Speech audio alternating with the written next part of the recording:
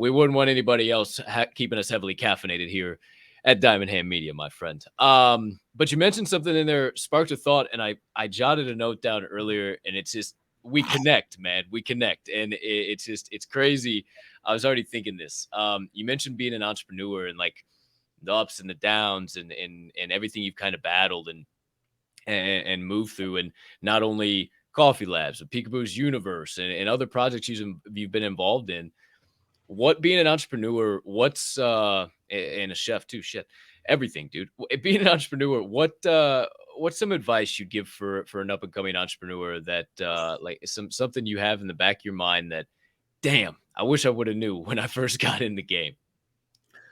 Um, I guess the best thing is, I think of stuff. I'm literally, and it's the one thing my wife will even tell you all the time. I'm like, oh, I'm totally domesticated and squirrel.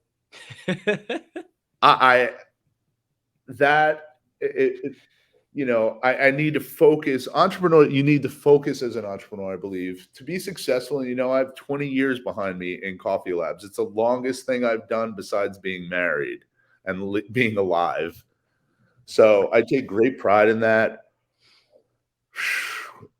If you're gonna come up with something, I have ideas all the time, dude. Oh my god!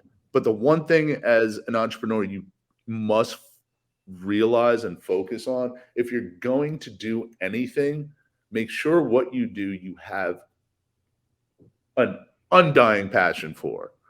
Because if you don't have passion for what you want to do, then it's just going to fade off and you're just going to go, oh, well, that didn't work. Let me go over here. Oh, man, dude, that didn't work. And you're just going to bounce around. 3 to 5 years is that kind of benchmark.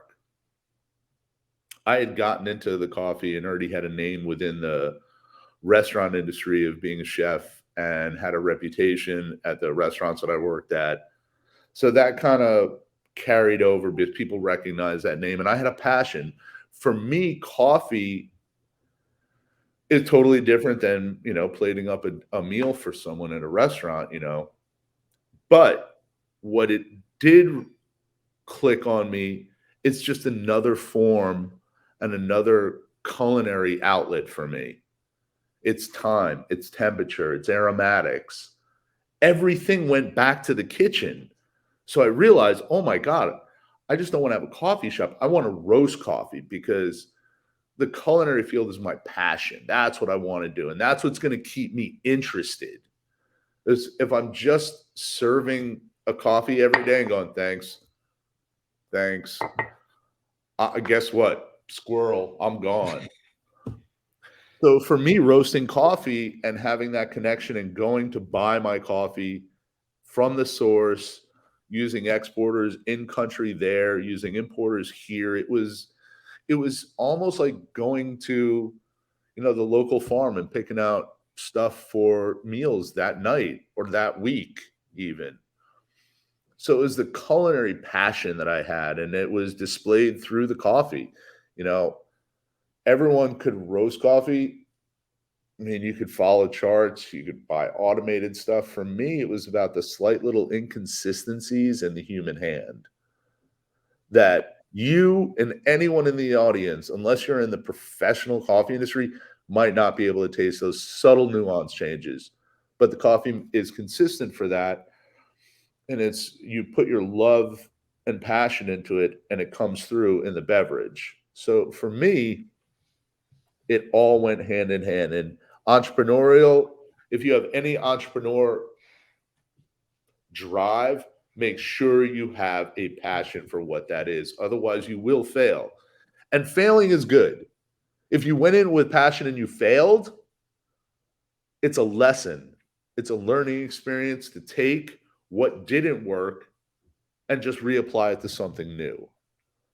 But because you have passion doesn't mean you're necessarily going to succeed, but it's going to make you more focused and driven to get the goal of being successful. Hell yeah. Hell yeah, Naked T. And you were just literally, you almost touched on the phrase of the week. So much like Grandolph does his word of the day, I do a phrase of the week, and I do the same same one for all of our guests, because I just love getting perspective. And, I figured a lot of the stuff. Usually, I ask every guest, "What's your best advice to somebody about to take the jump or pursuing a passion?" And literally, I'm pretty sure you would have given a lot of the same advice for being an entrepreneur, and you gave great stuff there. But you were just about to get into it, I feel like, and that's taking action. It's not worrying about failing. Mac Miller says a line, a little less talk, a little more action.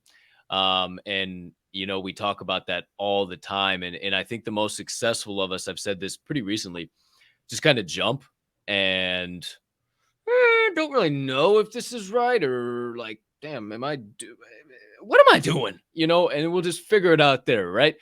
What is the importance of taking action? You seem like you could be a wise fella. You got a gray hair or two around there, so I feel like you've been around the block a couple times.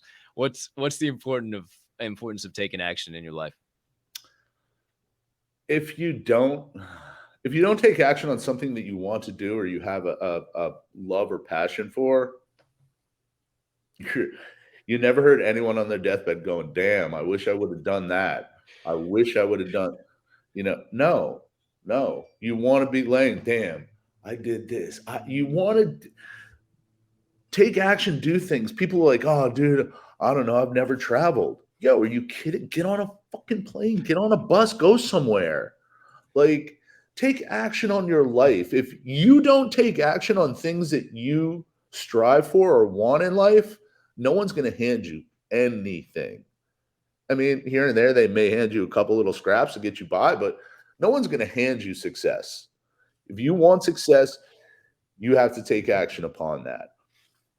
I mean, I probably could have been. I mean, listen, when I opened Coffee Labs, that was feet first. Everyone says, dude, open your business. Make sure you have X, Y, and Z in place, because if you can't come up with payroll, you don't make the numbers there, you need to have some fallback. Yeah. We ran 40-something thousand dollars over budget, and I opened the doors with $2,200 in the bank. 30 days later, I received a check from an accident that I had at a restaurant, and that was another $15K that carried us over. But we started breaking even in the first 3 months, just making the numbers that cover the dailies. And from there, it's gone.